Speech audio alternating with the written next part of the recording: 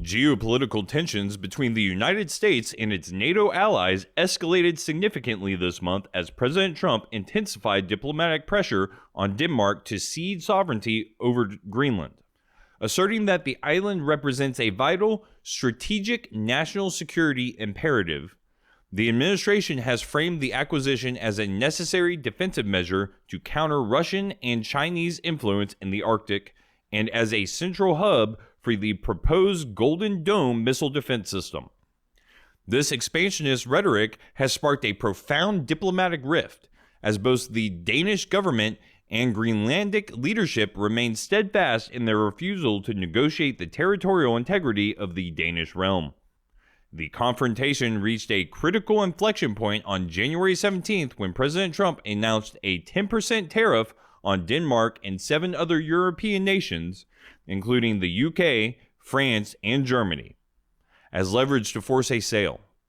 In response to these coercive economic measures and threats of potential annexation, Denmark signals its intent to invoke Article 5 of the NATO Charter, arguing that an attack on Greenland would constitute an attack on all member states.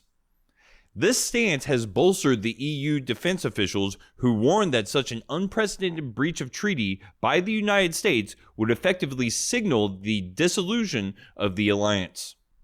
However, a possible path toward a de-escalation emerged on January 21st following a high-level discussions between President Trump and NATO. Secretary General Mark Rutte at the World Economic Forum in Davos. During his address, Trump explicitly ruled out the use of military force, characterizing a potential takeover as frankly unstoppable, but unnecessary for his current goals.